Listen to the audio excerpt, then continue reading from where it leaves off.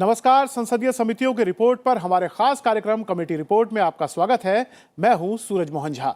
भारतीय रेलवे हमारे देश के सार्वजनिक परिवहन व्यवस्था की जीवन रेखा है और रोजाना 2 करोड़ से ज्यादा लोग इसका इस्तेमाल करते हैं।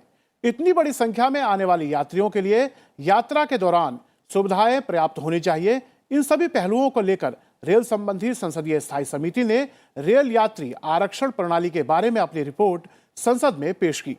समिति ने न सिर्फ सभी पहलुओं की समीक्षा की, बल्कि इसके प्रभावी क्रियान्वयन के लिए महत्वपूर्ण सुझाव भी दिए हैं।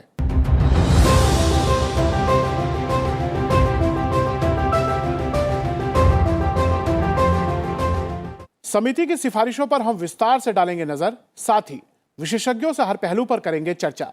भारतीय रेल में यात्री आरक्षण प्रणाली विषय पर चर्चा के लिए हमारे साथ अभी मौजूद हैं अरविंद सावंत जी। आप लोकसभा सांसद हैं और पूर्व केंद्रीय मंत्री हैं और साथ ही रेल संबंधी संसदीय स्थायी समिति के सदस्य हैं। अरविंद जी, आपका स्वागत है। और हमारे साथ कार्यक्रम में जुड़े हैं सतीश विज जी। आप सदस्य हैं पूर्व सदस्य, माफ कीजिएगा, रेलवे बोर्ड के। सतीश जी, आपका भी कार्यक्रम में स्वागत है। चर्चा की शुरुआत अरविंद जी मैं आपसे करना चाहूंगा। जिस तरह से रेल संबंधी संसदीय स्थायी समिति ने यात्री आरक्षण प्रणाली को लेकर जो अपनी रिपोर्ट दी है और उसमें किस तरह से यात्रियों को टिकट रिजर्वेशन में दिक्कत का सामना ना करना पड़े और ज्यादा से ज्यादा लोगों को सहूलियत हो, इस विषय पर अपनी रिपोर्ट दी है, आप क्या कुछ कहना चाहेंगे? ये जो पैसेंजर रिजर्वेशन सिस्टम आई, हमने देखा कि रिजर्वेशन करो और तुरंत 15 मिनट के अंदर पूरा रिजर्वेशन खत्म हो जाता है जी। तब लोगों को कैसे सुविधा मिलेगी? जब गाड़ियां बंद पड़ती है या रद्द की जाती है तब लोगों को कैसे सुविधा मिलेगी? कैसे पैसे वापस मिल सकते हैं? छोटी छोटी चीजें जो रोजाना लोग अनुभव करते हैं, उसको सहूलतें कैसी मिलनी चाहिए, इसके ऊपर बहुत बड़ी बहस हुई और बाद में उन्होंने एक अच्छी रिपोर्ट बनाई है। इसमें रेल के अधिकारियों ने भी हमें बहुत सारी इंफॉर्मेशन अच्छी दी थी, लेकिन आज भी मुझे लगता है वो रिपोर्ट के बावजूद भी क्या हम सही माने में 100% समाधान दे पाए हैं या नहीं दे पाए हैं। समाधान जब होगा जब गरीब आदमी, सबकी सबसे बड़ी बात क्या है रेल सेवा की, दुनिया में मुझे लगता है इतने बड़े देशों में 5वीं एक रेल सेवा है कि जो दुनिया में 5 नंबर पे सबसे बड़ी रेल सेवा है, सबसे ज्यादा सुविधा देने वाली है और सबसे सस्ती देने वाली है जी। 2 चीजें आवश्यक क्या है, समय पे चलना और उसका जो फेयर है, टिकट है, वो टिकट ज्यादा महंगा न होना। हमने ये सारे विषय को देखते समय हमारे पास लोगों की एक बात ध्यान में रखनी चाहिए कि सारे लोग पढ़े लिखे नहीं हैं। जैसे अभी परीक्षा में ऑफलाइन ऑनलाइन चल रहा है, तो कुछ चीजें ऑफलाइन होनी चाहिए जी। वो गरीब को फॉर्म भरने में नहीं आता, वो तुम्हारे पीआरएस पे क्या आएगा, कैसे आएगा, कौन उसका भरेगा, क्या सही लिखता है गलत लिखता है, उसने 3 नाम बोल दिए तो 5 नाम लिख रहा है, पता नहीं है, अपने 2-3 घुसेड़ देता है। तो ये छोटी छोटी चीजें होती है आज भी। हमने अपना अनुभव ऐसा किया कि हमारे पास भाई सांसद होने के नाते लोग आते रहते हैं कि भाई रिजर्वेशन कंफर्म करवाओ हमारा, तो हम चिट्ठियां देते रहते हैं। जी अरविंद जी, आपकी रेल संबंधी संसदीय समिति ने जो 2.25 करोड़ रेल यात्री रोजाना रेलगाड़ी से सफर करते हैं, उनको किस तरह से दिक्कतों का सामना ना करना पड़े और जो विसंगतियां हैं उसे दूर करने को लेकर आप लोगों ने बहुत ही पड़ताल की और अहम सिफारिशें शीतकालीन सत्र में आपने दी हैं। सतीश जी, आपसे भी जानना चाहेंगे, जिस तरह से अरविंद सावंत जी चूंकि लोकसभा सांसद हैं, केंद्र में मंत्री भी रहे हैं और इस महत्वपूर्ण संसदीय समिति के सदस्य हैं, उन्होंने बताया कि किस तरह से जो आम आदमी है उसे रेल में किसी भी तरह की दिक्कत का सामना ना करना पड़े, सुविधाएं उसे सारी मिले, इसको लेकर संसदीय समिति ने अपनी पड़ताल की है।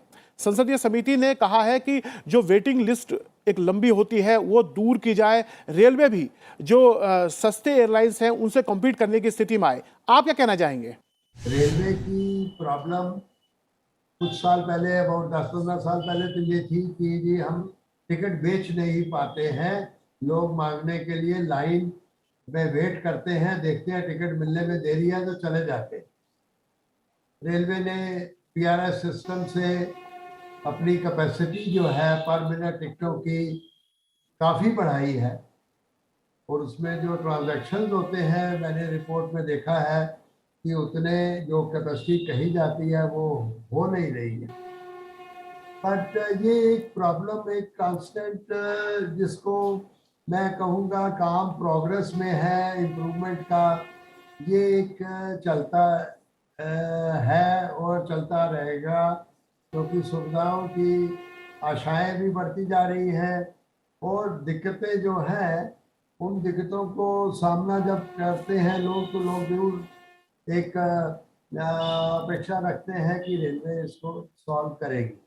अब आपने देखा है कि रिपोर्ट काफ़ी चीज़ें दर्शाती है कि काफ़ी काम हुए हैं और टिकटिंग जो है उसमें फेर बदलाव की कुछ जो रिस्ट्रिक्शंस हैं या नाम बदलने की कोई सुविधा दी गई, या आज से कोई 12 साल पहले इवन ये भी दिया गया कि जो आदमी वेटिंग लिस्ट में लोअर क्लास में है और अपर क्लास की सीट खाली है तो उसको अपग्रेड भी कर दिया जाएगा। तो ये चीज़ें एक इंटरेक्शन से जैसे जैसे जानकारी मिल रही है उसमें काम मैं तो कहूँगा काफ़ी हुआ है। बिल्कुल, काम और काफ़ी हुआ है काफ़ी और करना भी हमारे है। लोकतंत्र की यही खूबसूरती है कि हम देखते हैं मंत्रालय अपना काम कर रहा है, लेकिन वो काम सही तरीके से चल रहा है या नहीं चल रहा है, इसके लिए जो संसदीय समितियां हैं वो उसे देखती हैं। और रेल संबंधी जो संसदीय समिति है उसने न केवल समय समय पर हमने देखा, इससे पहले हमने देखा था यात्री सुविधाओं को लेकर भी अपने अहम सुझाव दिए थे और अब यात्री आरक्षण प्रणाली को लेकर भी काफ़ी महत्वपूर्ण सुझाव दिए हैं। इस संसदीय दल में जो समिति होती है इसमें सभी दल के नेता होते हैं, तो ऐसी उम्मीद होती है कि बड़ी निष्पक्ष तरीके से अपनी रिपोर्ट देता है ताकि मंत्रालय इनकी सिफारिशों पर अमल करे और काम करे और यात्रियों को सुविधाएं उपलब्ध कराए।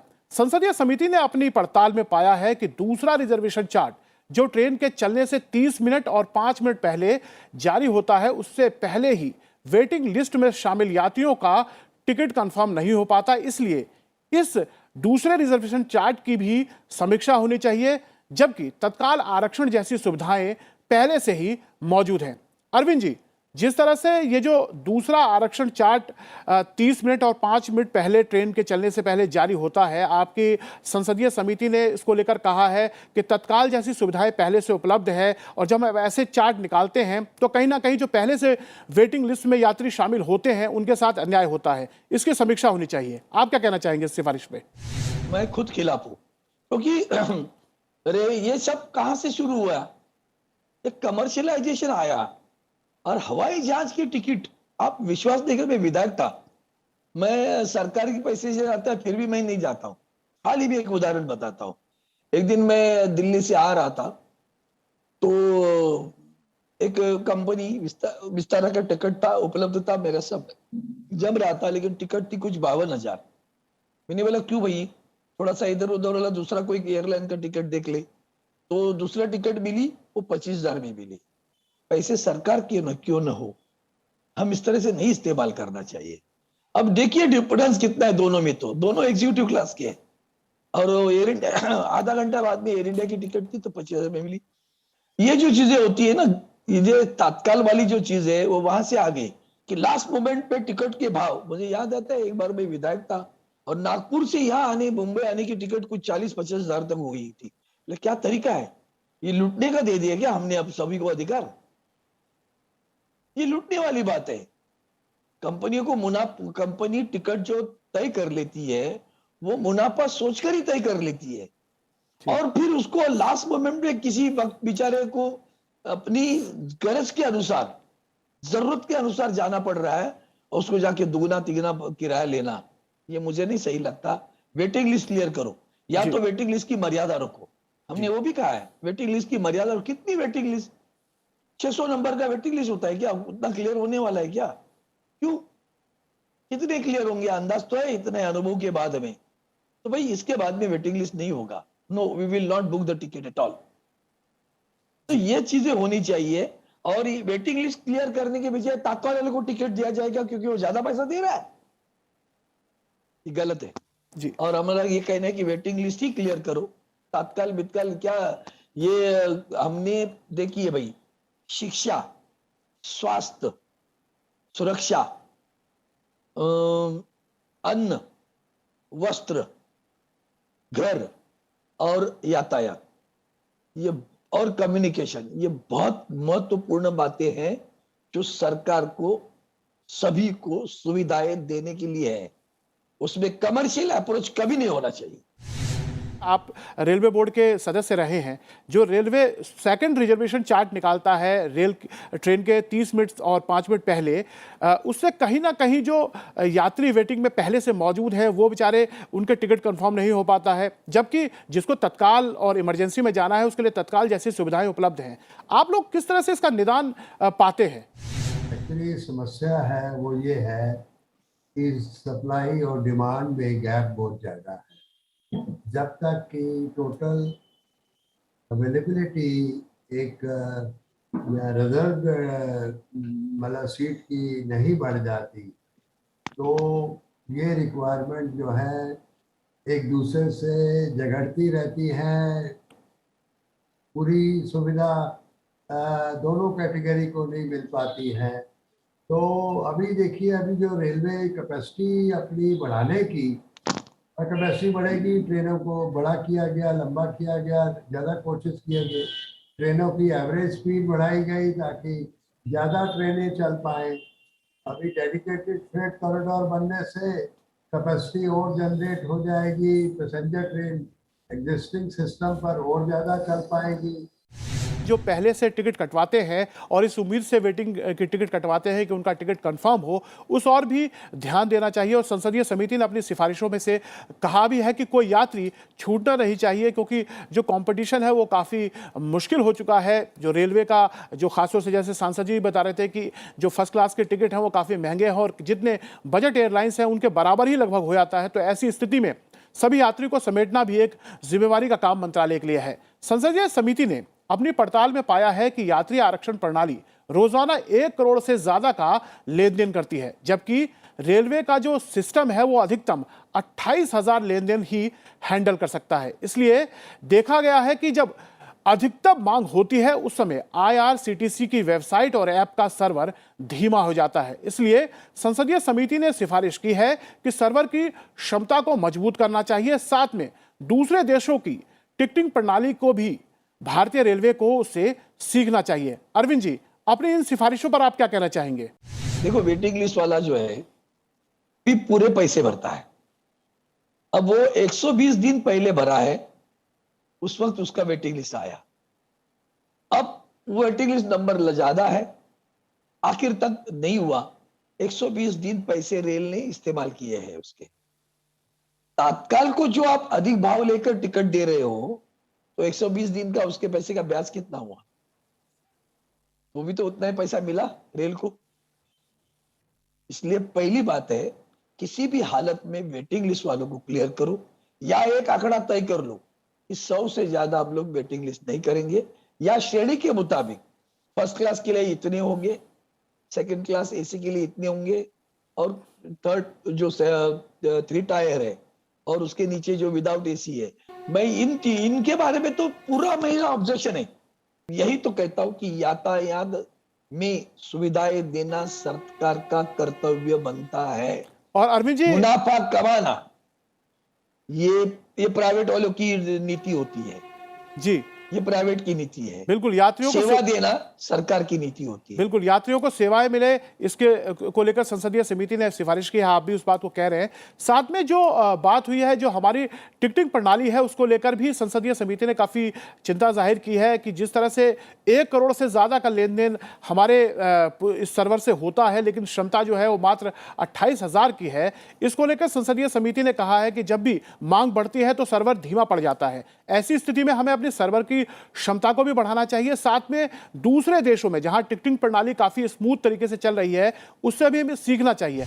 इसलिए उन्होंने कहा है कि हमने कहा है कि भाई सर्वर के बारे में, न कि सर्वर के बारे में, स्पीड के बारे में भी आपको देखना पड़ेगा। उसको एक्सीलरेट करना पड़ेगा, बहुत स्पीड करना पड़ेगा, आवश्यक है। उसकी गति बढ़ाने की आवश्यकता है। हमारी जो मांग है, जिस तरह से सांसद जी कह रहे हैं कि 28,000 तो आंकड़े बताए जा रहे हैं, उससे भी कम हमारी जो सर्वर की क्षमता है वो है। तो किस तरह से इस सर्वर की क्षमता को बढ़ाया जाए? और आप रेलवे बोर्ड के सदस्य रहे हैं, जो दूसरे देश है जो जिनकी टिकटिंग प्रणाली अच्छी है, संसदीय समिति ने कहा है उनसे भी हमें सीखना चाहिए। आप क्या कहना चाहेंगे? रिकमेंडेशन जो है, ये रिकमेंडेशन अब मिला हुआ है और लोग इस पे काम कर रहे हैं। ये जो पॉइंट है इसको पूरी मतलब स्वीकार करते हैं, मान्यता देते हैं और इस पे काम चल रहा है। अब मैं आपको इससे ज़्यादा इसकी क्या कोई टारगेट डेट वगैरह वो नहीं अभी दे पा रहा हूँ, बट ये एक इम्प्रूवमेंट का काम और सुझाव आए हैं। इतने बहुत सांसद लोग सबसे मतलब अपना समय दिए हैं और ये चीज़ें फिर भी 18 सुझाव है तो क्यों नहीं, काम जरूर होगा। मैं कैपेसिटी की बात जो कहा हूँ कि जो एक बेसिक प्रॉब्लम है वो ये है कि कैरिंग कैपेसिटी कितनी है। हम अंकुश तो लगा दें कि इतने ज़्यादा वेटिंग लिस्ट नहीं होगा, बट फिर लोगों को ये कंप्लेन होगा कि टिकट खरीद ही नहीं सकते। आप जानते हैं कि ये चीज़ें की गई हैं कि इससे ज़्यादा जैसे 200 से ज़्यादा वेटिंग लिस्ट नहीं दिया जाएगा। फिर लोग परमिशन मांगते हैं, भाई हमारे को तो इमरजेंसी हो गया, हमें तो टिकट लेना ही लेना है। फिर उनको एक स्पेशल पर्सनल इंटरेक्शन के बाद परमिशन दिया जाता है। एक विदाउट रिजर्वेशन का डिब्बा होता है ना, आपके पास एक विदाउट रिजर्वेशन का डिब्बा होता है। ये सब डिब्बे एक्स्ट्रा भी अटैच किए जाते हैं। भारतीय रेलवे ने फ्लैक्सी फेयर स्कीम 2016 में राजधानी, शताब्दी और दुरंतो ट्रेनों में लागू किया। इस योजना के तहत प्रत्येक वर्ष 10% वर्थ की बिक्री के साथ किराए पर 10% की वृद्धि होती है। रेल संबंधी संसदीय स्थायी समिति ने फ्लैक्सी प्राइसिंग सिस्टम को भेदभावपूर्ण बताया है और इसको लेकर अपनी अहम सिफारिश दी है। अरविंद जी, आप क्या कहेंगे? ये फ्लेक्सी में क्या है और ये मतलब लूटने वाली है, तो प्राइवेट वाले की इंटेंशन से। ये जो ब्रेन है ना, खोपड़ी जो चल रही है ना किसी की, ये खोपड़ी चल रही है प्राइवेट वालों की, बनिया वालों की चल रही है। ये अपना धंधा नहीं है। Don't think this is your business. संसदीय समिति ने अपनी पड़ताल में पाया है कि भारतीय रेलवे 50 से अधिक श्रेणियों के यात्रियों को किराए में रियायत देता है, जिसके परिणाम स्वरूप भारतीय रेलवे को हर साल हजारों करोड़ का नुकसान झेलना पड़ता है। संसदीय समिति ने सुझाव दिया है कि रियायत देने के मानदंडों की समीक्षा होनी चाहिए। बिस साहब, जिस तरह से संसदीय समिति ने अपनी पड़ताल में पाया है, जो किरायों में रियायत 50 से ज्यादा श्रेणियों में दी जा रही है, उससे हजारों करोड़ का नुकसान हर साल रेलवे को झेलना पड़ता है। इसके मानदंडों की समीक्षा होनी चाहिए और दोबारा से इस बारे में सोचना चाहिए। आप क्या कहेंगे? ये जो सीनियर सिटीजन्स को दिया जाता है कंसेशन, वो AC 2 tyre, AC first class में तो बिल्कुल बंद कर देना चाहिए, क्योंकि जब वो आदमी अफोर्ड कर सकता है उतना, बराबर है, तो उसको बराबर सरकार किसी अपने घाटे के साथ के बावजूद क्यों नहीं देना चाहिए। ये मैंने कई बार कोई डिस्कशंस में रिटायरमेंट के बाद में भी जब मंत्री जी ने बुलाया तो उसमें भी कहा, बट क्यों नहीं कर पाए मैं नहीं बता पाऊंगा। I appreciate this point, I really appreciate sir. Freedom fighters वगैरह की ये जो बातें हैं, कंसेशन और लोग लेते हैं और फिर कुछ लोग मिसयूज करते हैं, वो बातें हैं। वो देखिए अगेन एक काम जो है कंटिन्यूस, मतलब काम प्रगति में है, वो चलता है, करना पड़ता है। अब उसको एकदम से बंद कर देना तो फ्रीडम फाइटर की संख्या बहुत कम होगी सर। अभी 70 साल हो गए देश को स्वतंत्र हुए। मेरे ख्याल में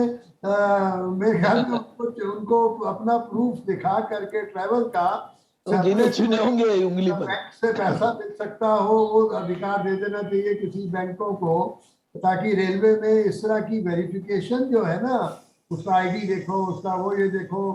और फिर आप जानते हैं कि वो लोग, मेरे को खुद एक्सपीरियंस है, वो फर्स्ट एसी में घुस आते हैं। वो सोचते हैं कि हमें नहीं मालूम फर्स्ट एसी और एसी दूसरे में क्या फर्क है। तो ये सारी बिल्कुल, इस और जानते हैं हमारी सोशल जो कुछ संसदीय समिति ने स्थायी समिति को लेके कहा ही है कि रियायत जो दी जा रही है उससे हजारों करोड़ का नुकसान हो रहा है। कार्यक्रम के अंतिम पड़ाव पे हैं और अरविंद जी, मैं आपसे आखिरी टिप्पणी जानना चाहूंगा।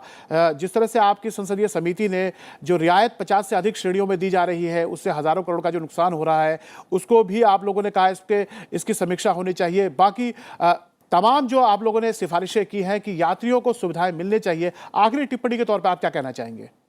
रियायत देनी पड़ेगी, कुछ लोगों को देनी पड़ेगी, लेकिन जैसे अभी हमारे सम्माननीय सदस्य जो मित्र यहाँ बता रहे थे, मैं 100% सहमत हूं उनसे। फर्स्ट क्लास में क्यों, क्या जरूरत है फर्स्ट क्लास की? भाई इतना इतना नुकसान क्यों करें, हम बर्दाश्त करें? और इसका रीइंबर्समेंट सरकार को करना होता है, घाटा नहीं होना चाहिए। इसका रीइंबर्समेंट जो सहूलतें कौन दे रहा है? सरकार, रेल थोड़ी दे रही है, सरकार तय करती है इनको इनको सहूलतें दे दो। अब वो रियायत तुमने दे दी, सरकार ने दे दी, तो सरकार की जिम्मेदारी होती है रिइंबर्स करना। जैसे हमारे यहाँ स्टेट ट्रांसपोर्ट में हमारे स्कूल के बच्चों को फ्री है, पुलिस को फ्री है, पत्रकारों को फ्री है स्टेट ट्रांसपोर्ट के बसेस में, लेकिन उतना कितना पैसा होता है वो राज्य की सरकार उसका भुगतान करती है। रेल को घाटे में नहीं लाना चाहिए, क्योंकि नीति राज्य की सरकार की है, न कि रेल की है। नीति कौन तय कर लेता है इनको दे दो करके? रेल थोड़ी करती है जी। नीति तय कर लेती है सरकार, और सरकार की जिम्मेदारी है कि अगर आपने नीति तय कर रही, जैसे अभी उन्होंने कहा कि स्वतंत्र सेनानी, अब 70 साल हुए देश को स्वतंत्र होकर आगे गए हम लोग, 70 साल से अधिक साल हुए, के बावजूद भी हम लोग अभी उस वक्त के समझो एक जवान 15-20 साल का होगा तो आज 70 साल में 90 साल तक गया। कितनी मोर्टेलिटी रेट क्या है? 100 साल के ऊपर है क्या? और घूमते हैं 90 साल में, 90 साल में, 95 साल में फर्स्ट क्लास में घूम रहे हैं। बिल्कुल, कुछ जो नीतियां हैं उनकी समीक्षा होनी चाहिए, क्योंकि समय काफी हो गया है। ऐसे में यात्रियों को सुविधाएं भी मिले, लेकिन कुछ कठोर कदम भी उठाए जाए ताकि रेलवे घाटे में भी ना रहे। इस तमाम विषयों पर रेल संबंधी संसदीय समिति ने अपनी पड़ताल की और अपनी सिफारिशें दी। आप दोनों, अरविंद जी आप भी और बिज साहब आप दोनों इस कार्यक्रम में जुड़े और समिति की सिफारिशों पर आपने तफदील से अपनी पूरी बात को रखा, उसके लिए आपका बहुत बहुत धन्यवाद। आप सबका इस चर्चा में हिस्सा लेने के लिए बहुत बहुत शुक्रिया। रेल संबंधी संसदीय समिति की रिपोर्ट से ये बात तो साफ हो जाती है कि रोजाना 13,500 रेलगाड़ियों से सफर कर रहे लगभग 2.25 करोड़ यात्रियों के लिए रेलगाड़ी में सुविधाएं उपलब्ध कराना एक चुनौतीपूर्ण कार्य है, लेकिन भारतीय रेलवे इस काम को सफलतापूर्वक तरीके से पूरा करने का प्रयास कर रही है। रेलवे संबंधी संसदीय समिति ने अपनी रिपोर्ट में मंत्रालय को यात्री आरक्षण प्रणाली को बेहतर बनाने के लिए कई अहम सुझाव दिए हैं, ताकि अधिक से अधिक यात्री रेल का सफर कर सके। तो कैसा लगा हमारा यह कार्यक्रम? आप अपना फीडबैक हमें संसद टीवी के सोशल मीडिया अकाउंट पर दे सकते हैं। मुझे दीजिए इजाजत और आप देखते रहिए संसद टीवी। नमस्कार।